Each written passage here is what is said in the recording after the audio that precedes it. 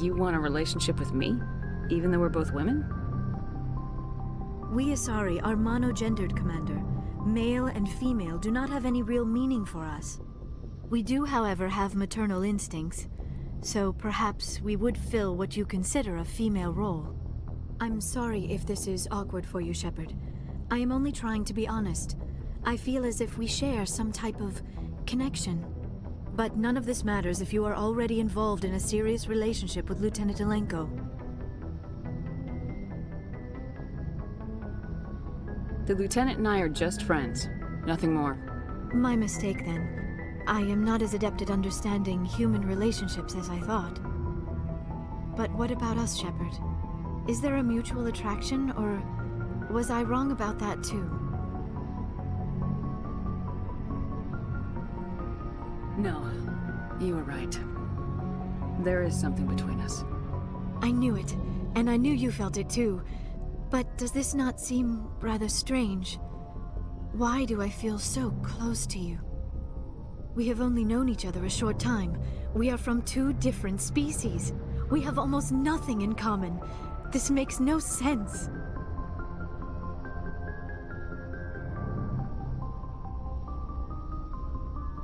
Quit thinking like a scientist. Logic doesn't work when it comes to relationships. Just let yourself get swept up in the storm. You make it sound so chaotic, so dangerous.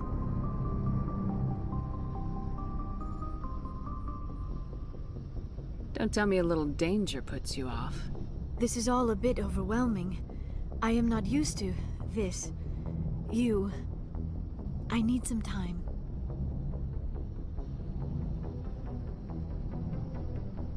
Take all the time you need, Liara. I'll be here. Thank you, Shepard. Let's just talk about something else for now. I should go. Goodbye, Shepard.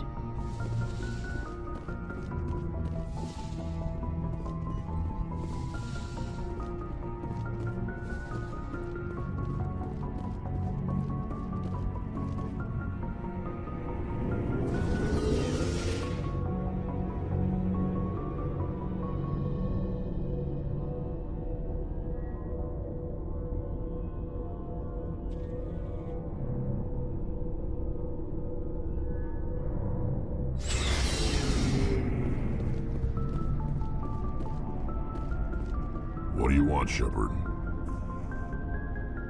Why did you become a mercenary?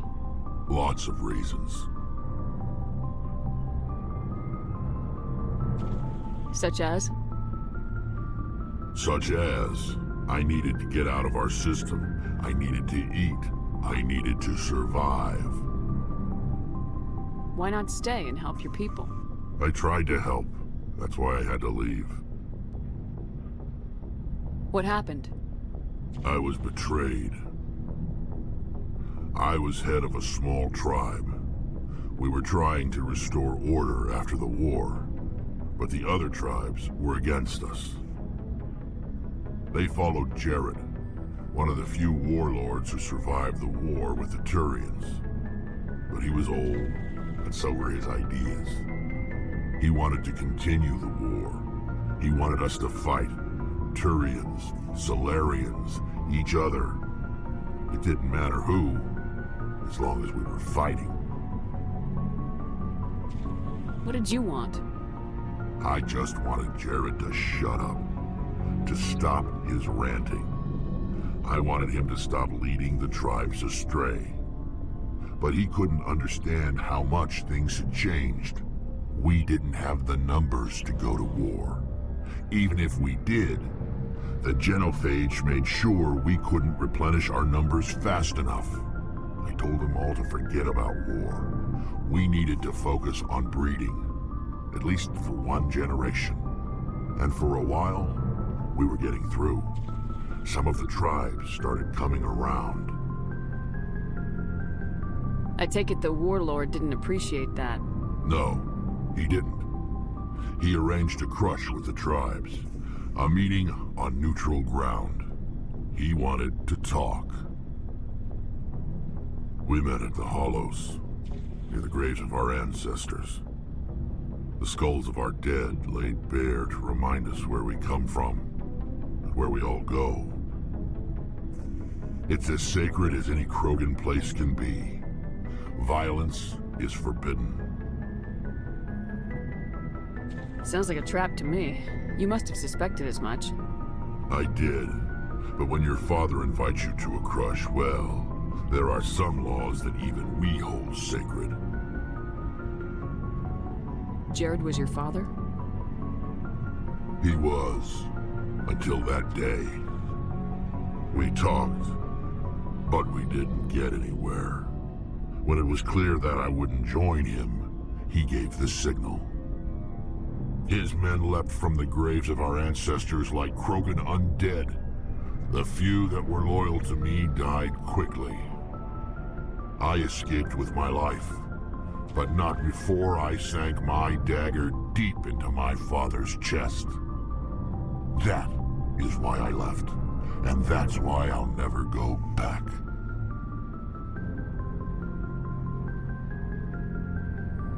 You must have family other than your father. Don't you miss them? No. Now that I have my family's armor again, there's nothing left for me. So long, Rex. Shepard. Commander? What's your opinion of the last mission? You mean the Rachni, right? Like I said, the Rachni are dangerous. They proved that 2,000 years ago. You made the right decision, ma'am. You know, you really should talk to Chisoni about her mom. She has to be hurting. Just saying, Commander. Do you have a few minutes to talk? One-on-one? Sure. I was just watching some mail from home. Oh, before I go, we saw Caden in a news vid about the Normandy. He's cute. Later, sis. Let's pretend this never happened. Your sister, I assume. Until I get home and kill her.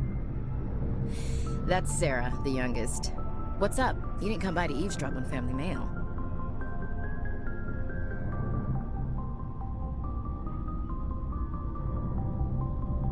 Your family seems to be important to you. Yeah, we've always been close. Me and my sisters especially. With Dad on duty so much, I had to help Mom raise them. Did your father serve with the fleet? Yeah, took any crap posting he could get that offered space time. You know what? He worked his ass off trying to get recognized, but he never made it above serviceman 3rd class. He was real proud when I made Chief. First thing he did was salute. What about your mother? You haven't mentioned her. You must know what military wives are like. Strong because they have to be, able to raise kids while Dad's away on a 6-month cruise. She has a degree in planetary geology. She and Dad both wanted to see new worlds. She gave up her career to raise us, though. You have more than one sister? Sounds like a big family. Yeah, I'm the oldest, then Abby, then Lynn. Sarah's the youngest. She's still in high school. With 4 girls, Dad used to say he felt more outnumbered at home than on maneuvers. Where did you grow up? All over. Same as you, I expect. We transferred a half a dozen times before I finished grade school. You go where personnel command sends you, right? I guess that's why I'm so tight with my sisters. We'd have to leave all our friends every 2 or 3 years. I was an only child, but I get the idea. At least one of my parents was always on duty. Yeah, military families, eh? With schedules like that, it's a wonder we ever have kids anymore. Things were tense between Sarah and me for a while. Then we bonded. Sounds like a story. Feel like sharing? Sarah got herself a boyfriend who wanted to go faster than she did, Mike. I didn't think he was a bad kid, just pushy. Lynn would send me these worried vid mails, and I'd tell her to relax. Where were you when this was going on? I was on active duty. Sarah's graduating high school this year. This was only a couple of years back. They were on Amaterasu. At the time, I was assigned to Chernobog. Same cluster, but a dozen Hellwire away. Close enough to talk regularly, too far to make it back in an emergency. I couldn't afford a fast packet flight. Sounds like that situation didn't last. Mike thought they'd go for a romantic walk in the woods, because he figured it was past time they did the deed. She levered Mike face first into a tree and left. Didn't have a scratch on her. Good thing Mom and Dad had us all learn some kind of self-defense. I took emergency leave and walked Sarah to school for a few days. You said all of your sisters learned self-defense?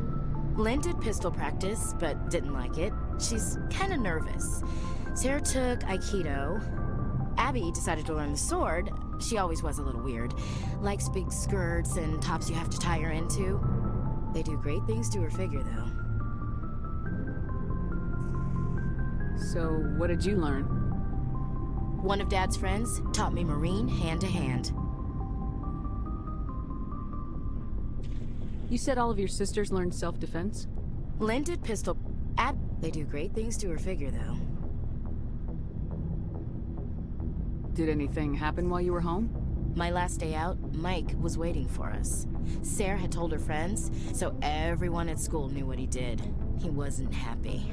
I wanted to snap him in half, but Sarah gave me this look, let me handle it, I need to do this alone look. She kept her cool, God bless her, as he screamed in her face. She just let him vent. Then he tried to punch her. I swear, she just flowed around him. Next thing I knew, he's face down on the sidewalk, and there's blood everywhere. He missed? When he swung, she wasn't there anymore, and he fell. She helped him stop the bleeding and had me call an ambulance. She told the paramedics he fell. Before they took him to the hospital, Mike touched Sarah's arm. I thought he was gonna end up on the ground again. But he hung his head, whispered, "I'm sorry," and started crying. And she hugged him. The Williams women are a decisive bunch, Commander. We do things when we're ready. Not before, not after. Where was your father during this? Wasn't your family stationed near him? Dad always wanted to serve in space, but he wanted us to have real ground under our feet. He'd say, space is beautiful, but you can't raise a family there. I cannot rest from travel. I will drink life to the lees. All times I've enjoyed greatly, have suffered greatly, both with those that loved me and alone. For always roaming with a hungry heart, much have I seen and known, cities of men and manners, climates, councils, governments.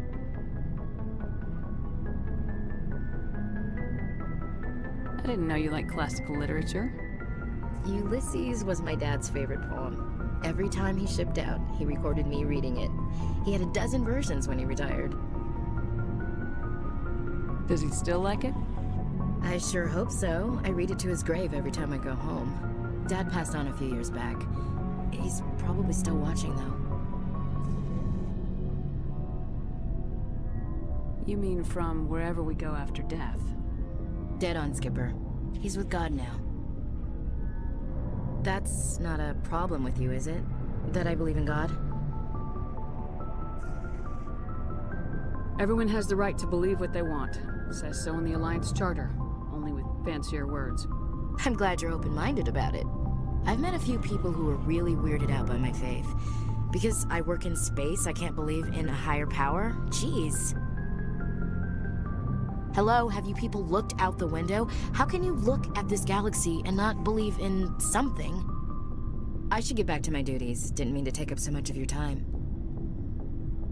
Do you have a few minutes to talk? One-on-one? I should get back to my duties, Skipper. Rifles don't maintain themselves. Not yet, anyway. I wouldn't mind talking more later, though. What's your opinion of the last mission? You mean the Rachni, right? Like I said, the Rachni are dangerous. They proved that 2,000 years ago. You made the right decision, Skipper. You know, you really should talk to Chisoni about her mom. She has to be hurting. Just saying, Skipper.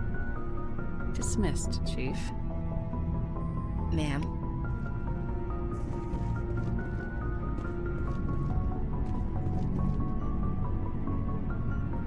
You've been with CSEC a while. Have you seen much action? Well, not as much as you, but yeah, I've seen some interesting things. I bet you have. Anything in particular that stands out? I remember this Solarian geneticist I was sent to investigate. That case was a bit disturbing.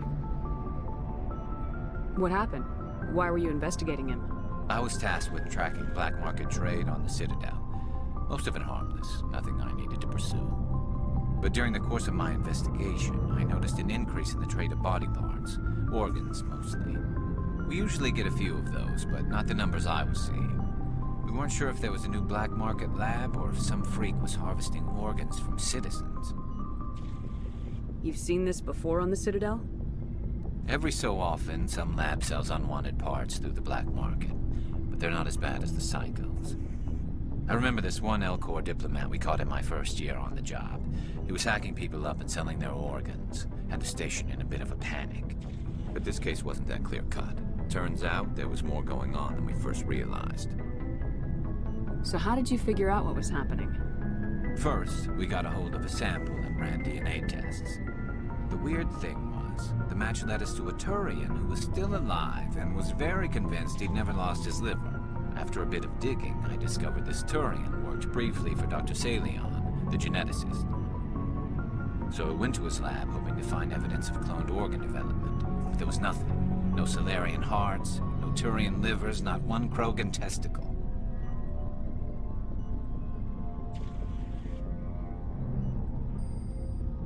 You're kidding, right?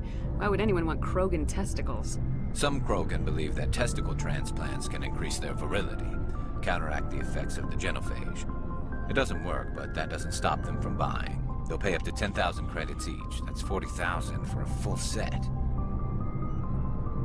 Somebody's making a killing out there. What'd you do about the geneticist? I brought in some of his employees for interrogation to see if I could get them to talk. While I was interviewing one of them, I came across something suspicious. Yeah? Go on. One of my detainees started bleeding profusely during the interview. We offered to patch him up and he got frantic, freaked out. I ordered a full exam to find out what was going on. Our medics found incisions all over his body, some of them fresh. That was our big break. These people weren't just Dr. Salion's employees. They were test tubes. Walking, living test tubes. So he was growing spare parts in his own employees. Exactly. He cloned their organs right inside their own bodies. Then he harvested them and sold them off. Most of the victims were poor. He'd pay them each a small percentage of the sales, but only if the organs were good. Sometimes an organ wouldn't grow properly, so he'd just leave it in them. Most of them were a mess, but only on the inside, hidden so nobody could see it. I hope he got what he deserved. That's the worst part. We never caught him. Why not? What the hell happened? He ran, blew his lab, grabbed some of his employees, and headed for the nearest space dock. By the time I found out, his ship was already leaving. He threatened to kill his hostages if we tried to stop him. But you went after him anyway, right? I ordered Citadel Defense to shoot him down, but CSEC headquarters countermanded my order. They were worried about the hostages, worried about civilian casualties if the ship was destroyed so close to the Citadel. I told them those hostages were dead anyway. He just used them to make more organs, but they wouldn't listen. No wonder you hated it there. Those idiots just let him fly away. Yes, they did. I went to Palin and told him what I thought of him and his policies. He said if I didn't like it, I could quit. Well, I almost did. All they had to do was disable that ship, stop him from running. Maybe the hostages die, maybe they don't, but at least we stopped the bastard responsible for it all. A few casualties is a small price to pay to stop someone like that. Yeah, exactly. I mean, those hostages might be wishing they'd died by now anyway. Just wish I could have stopped him. That's all. Do you have any idea what happened to Dr. Salion? I sent out feelers from time to time, hoping to find something. I thought I'd found him a while back. He changed ships and changed his name to Dr. Hart, his idea of a joke, I guess. I told the military, but they weren't convinced it was him. I got the transponder frequency for his new ship, but I just can't get anyone to check it out. I'll check out the coordinates when I get a chance. I was hoping you'd say that. But Commander, take me with you when you go. If it's Leon, I want to be there when you find him.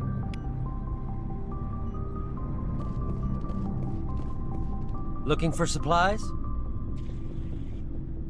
Let's see what you got. You bet, Commander.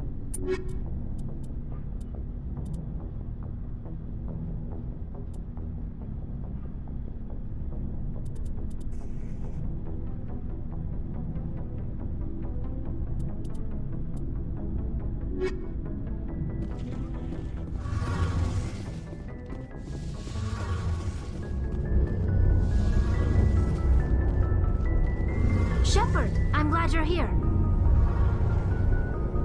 Good to see you smiling again, so to speak. I'm sleeping much better now. I guess I'm getting used to how quiet your ship is. I still think a lot about my pilgrimage, though. I know Saren's our top priority, but with all the worlds we go to, I was hoping to find something to bring back to the flotilla. What are you hoping to find? Usually, people bring back something like a derelict ship we can use for salvage.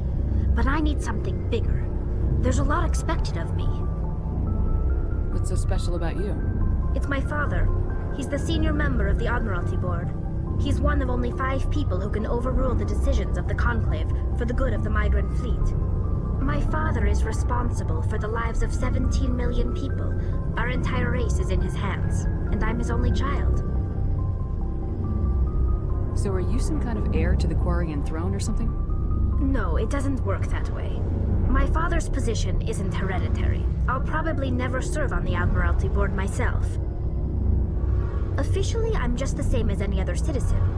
But it doesn't work that way in practice. People have always treated me differently because of who my father is. You must get all kinds of special privileges. I probably had it easier than most growing up. But it's not all good. People like my father have enemies, and they're not above using me to get to him. It must be tough on you. My people place a high value on family and ancestry. There's an unspoken expectation that I'll live up to my father's example. Everyone's waiting for me to do something great on my pilgrimage, something that will forever change our lives for the better. If I don't, it's like I failed. And that reflects badly on both me and my father. The work you're doing here is more important than anything any Quarian's ever done before. Yes, I know. But you have to understand Quarian culture. We're a very insular society. The events beyond the flotilla don't much matter to the average citizen. Our greatest dream is that one day we'll return to our homeworld and drive out the Geth. But even if we stop Saren, that's not going to happen. There's still millions of Geth behind the veil. Until they're gone, our exile will continue. What would you need to bring back to make everyone happy? Something that would help us better understand the Geth. They've changed significantly since the exile. They've continued to evolve. We've done our best to study them, but it's not easy. They're very reclusive. Until recently, they never went beyond the borders of the veil. And all the Geth we run into now are under Saren's control. We'd need to find Geth operating on their own, independently. But I don't want this to get in the way of our mission, Shepard. First, we stop Saren. Then I'll worry about my own problems. What was your father like? It wasn't easy growing up as the daughter of one of the Admiralty. Even before he joined the board, he was a prominent figure. People looked to him for leadership. He had to set an example, and he expected the same of his daughter. Plus, he was pretty strict, a military man through and through. He never allowed me to settle for anything less than excellence. As a kid, I sometimes felt like he was pushing me too hard. But now I'm old enough to appreciate what he taught me. The world doesn't owe us anything. If we want something in life, we have to earn it. Where was your mother in all this? Mother was around, but she always seemed to kind of blend into the background. Almost like she was overshadowed by my father. He tends to do that to people. She passed on about 5 years ago. Some airborne virus that swept through the fleet. Happens sometimes when the filters start to break down. I think my father took it pretty hard. After she was gone, he became even more focused on his work. I think that was his way of dealing with the grief. Sounds like a tough upbringing. You don't resent your father at all? Like I said, it wasn't easy. My father's not the kind of person you bond with, and he wasn't around all that much. Too busy. People counted on him, and he took his duties seriously. Even when he was around, he always seemed a bit distant, like his mind was always somewhere else.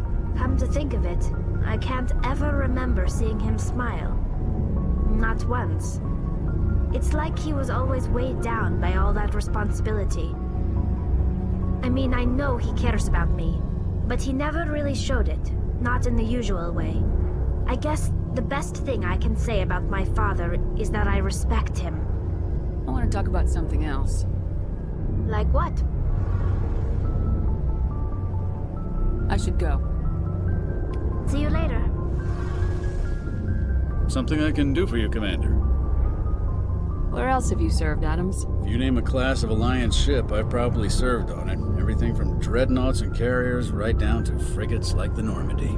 My last assignment was on the Tokyo, only a cruiser, but she was a good ship. Couldn't hold a candle to the Normandy, though. Carry on, Adams. Aye, aye, Commander.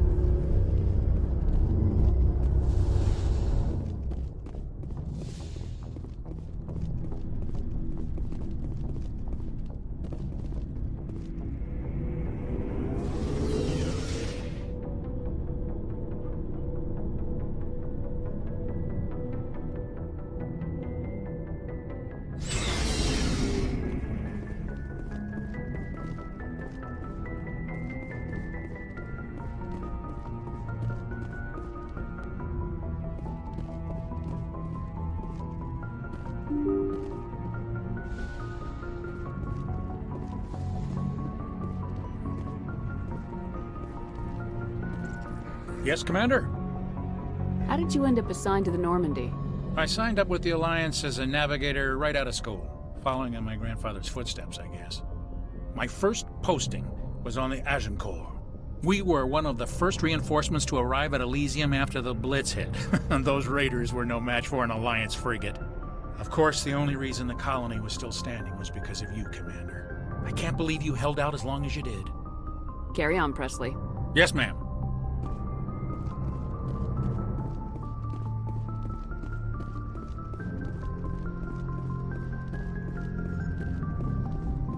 Boy, am I glad to be off of Novaria. I don't know which was worse, the cold or the corporations. One will freeze your balls off, the other will sell them out from under you. With all due respect, Commander. How's the Normandy performing? Is she everything they said she'd be? She's the best ship in the fleet, if you've got a pilot who knows how to handle her. Balance isn't what you'd expect. Takes a while to get used to that oversized drive core we got stuffed in the back, and her power can sneak up on you if you're not careful. The Normandy's probably too much ship for your average Alliance pilot, Commander. Lucky for you, I'm anything but average. I have to go. All right, see ya.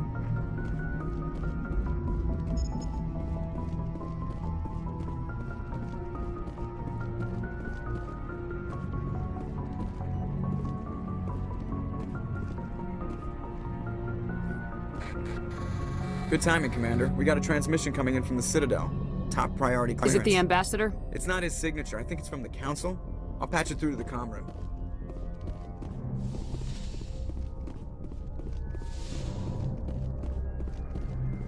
Commander Shepard, we've received information that may be critical to your mission against Saren. What kind of information? We've received an urgent message from one of our infiltration regiments in the Traverse. You mean spies? Spectres tend to attract attention, Commander, but they are only one arm of the Council.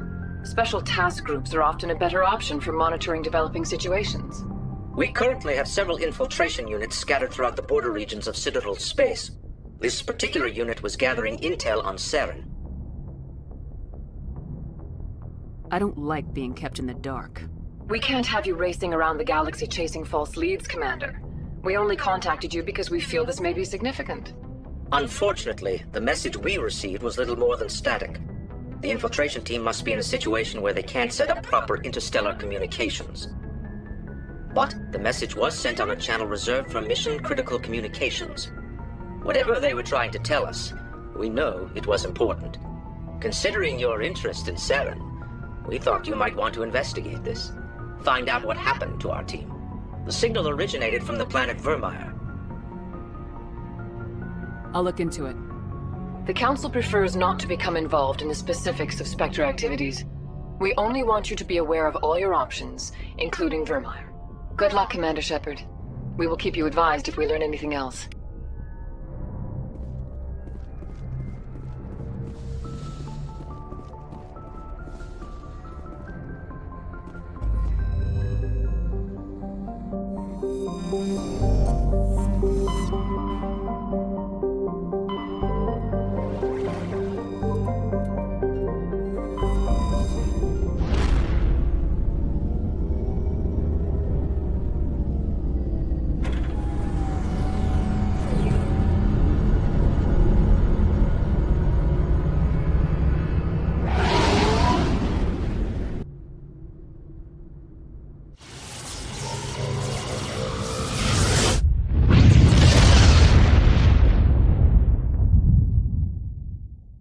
Message coming in.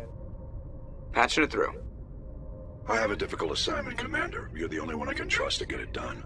There's a criminal leader named Darius in the Skillian Verge who controls most of the raider activity. I'd like you to negotiate a ceasefire with him.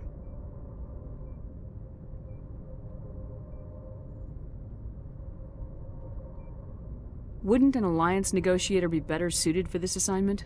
Darius won't respect an Alliance negotiator. He built his empire by killing his rivals.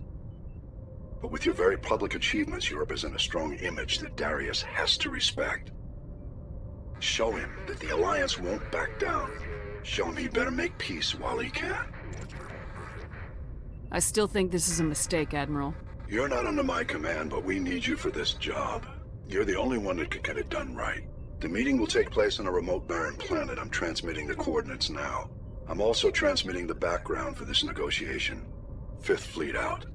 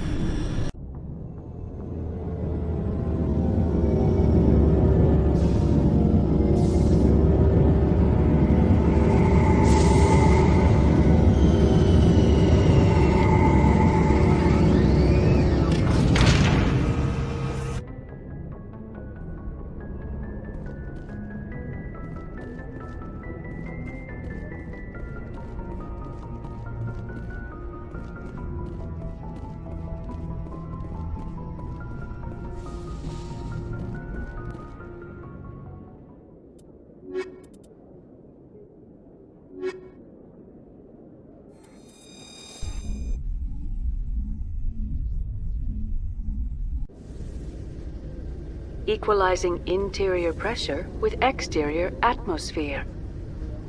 Logged. The commanding officer is ashore. Exo Presley has the deck.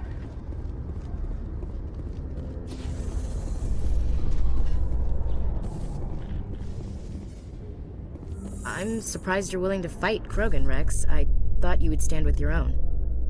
Anyone who fights us is either stupid or on Saren's payroll. Killing the latter is business. Killing the former is a favor to the universe.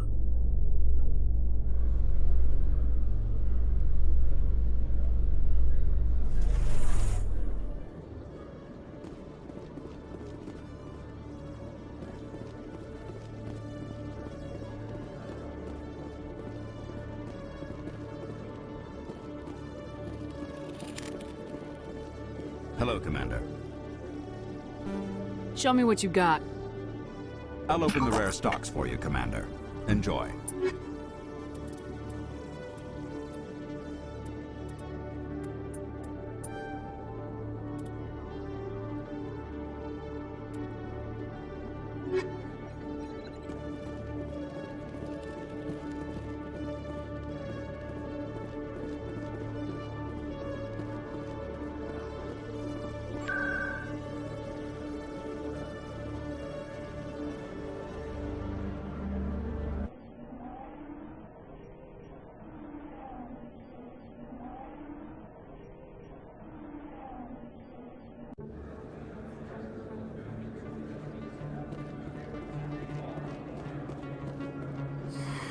Welcome back, Earth Clan.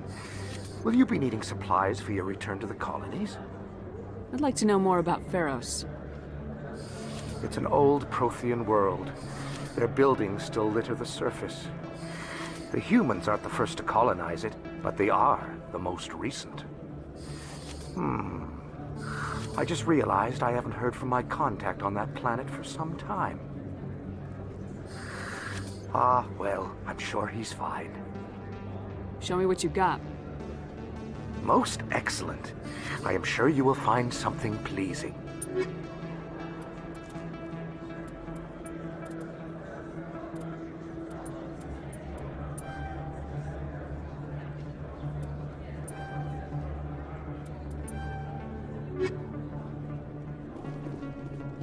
Commander, I've been waiting for you to get back. I've got an idea, and I wanted to run it by you. What's on your mind? With so many human colonies being attacked, I'm not sure that one Spectre is enough.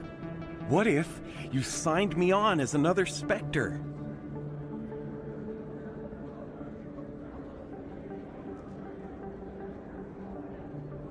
Why would you want to be a Spectre, Conrad?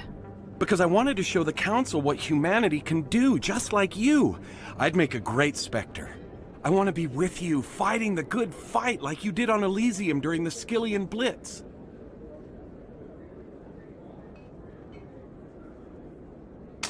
This is what the Blitz felt like, Conrad. You like it? What? No, please. Please don't hurt me. Why are you doing this? This is how a gun in your face feels. It happens to me every day. You can't handle this. I thought you were a hero. Heroes don't do things like this. I wish I'd never met you.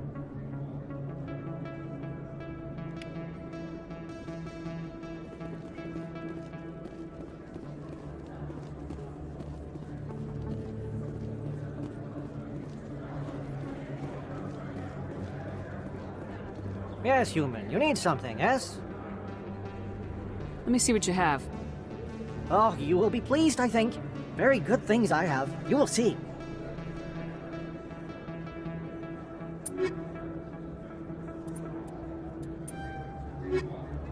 Yes, human. You need something. Goodbye. Yes, all right then. Good tidings to you, human. Yes, human. You need something. Goodbye. Yes, all right then. Good tidings to you, human.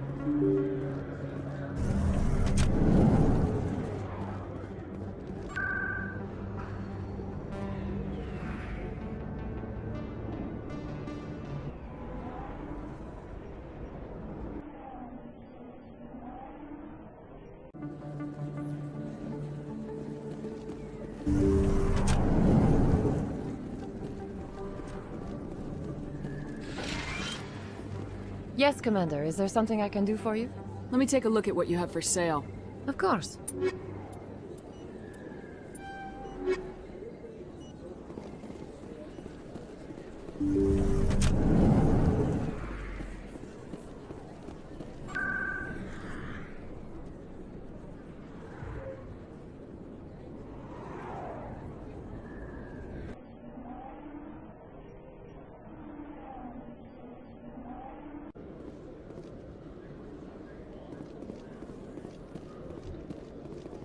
Reporter Kalisa Al-Jilani recently attempted to land an interview with Commander Shepard, the first human Spectre. Commander Shepard answered difficult questions, demonstrating that under that military uniform is a keen diplomatic mind.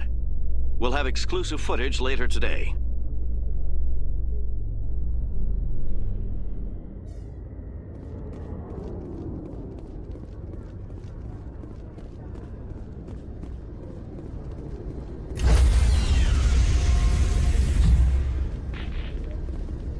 Stand by, shore party. Decontamination in progress.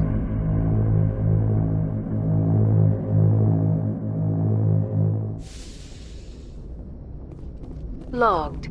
The commanding officer is aboard. XO Presley stands relieved.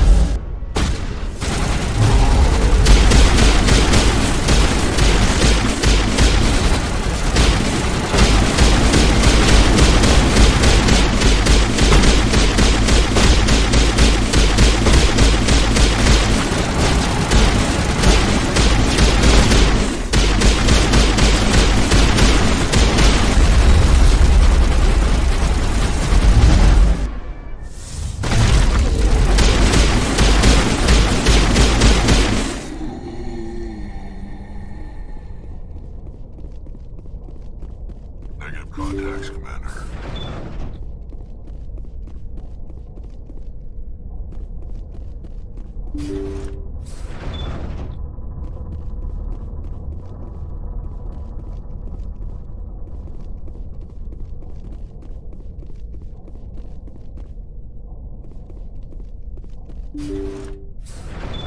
Thank you. Thank you for saving me from those things. Commander, that's him. That's Dr. Saleon.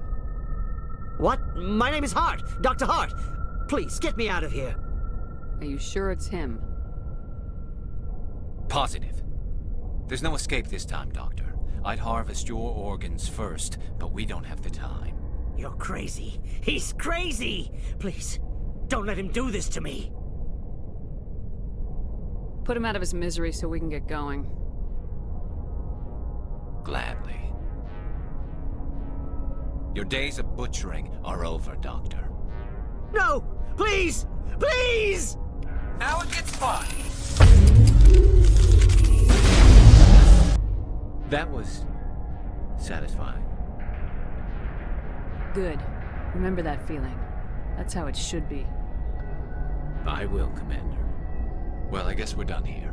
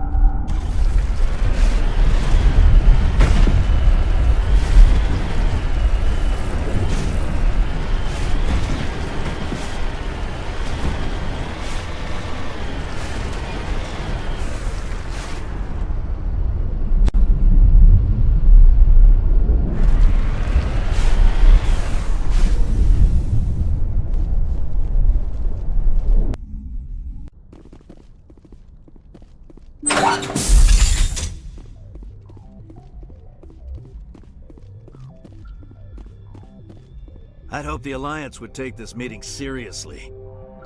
Instead, they send me a woman. Were you supposed to use your assets to win concessions from me? Your file says you were a war hero during the Blitz. They must give medals to anyone these days. I'm not here to put up with your crap, Darius. Shall we talk, or should I just shoot you now? You can't speak to me that way. You and your Alliance owe me, Shepard. You see this gun? This is your gun. Your military set me up here, and now it wants to pretend it doesn't know me. But I know the truth. The Alliance needed me here, so treat me with the respect I deserve! You said we set you up. Did the Alliance give you weapons? After the Batarians were driven out of the Verge, the Alliance wanted to stabilize the region. I had the strongest syndicate in the area. They gave me the weapons and money I needed to take over. So do not pretend we are so different, soldier! I deserve your Alliance's gratitude, not these attacks! Someone once said that diplomacy comes from the barrel of a gun.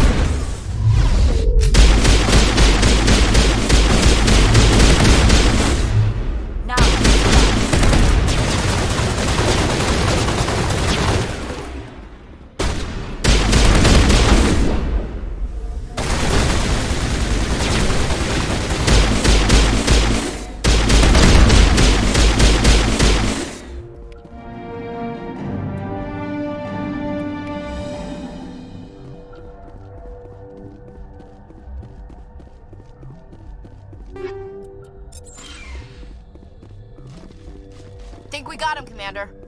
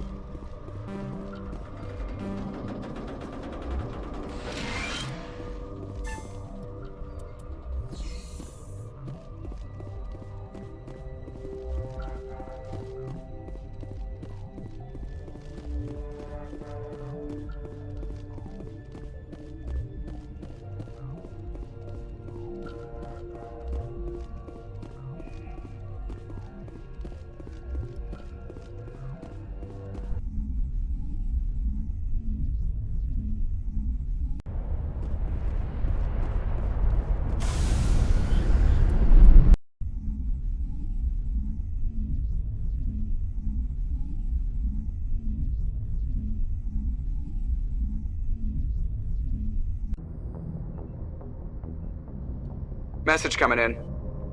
Patching it through. I'm sorry that you were unable to negotiate with Darius peacefully. His death is regrettable. Nevertheless, the resulting chaos will create a power vacuum that makes future raids upon our miners unlikely.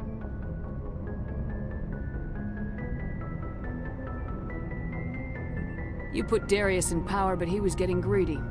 You wanted me to kill him. The Alliance does not condone assassination. We would never give that order. Killing Darius was your decision alone. And because you're a Spectre, we couldn't reprimand you if we wanted to. Thank you for your assistance in this matter, Commander. Fifth Fleet out.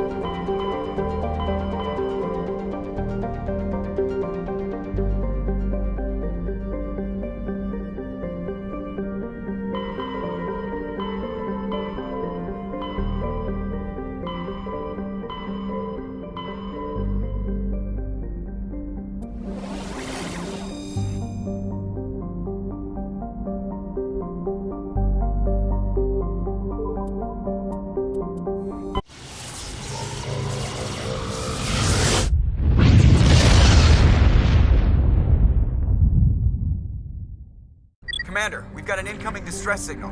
Patching through to you. Mayday! Mayday! Mayday! This is Lieutenant Marie Durand, 314th Infantry, Alliance 10th Frontier Division. The listening post has been overrun by unidentified hostile life forms. Request immediate extraction.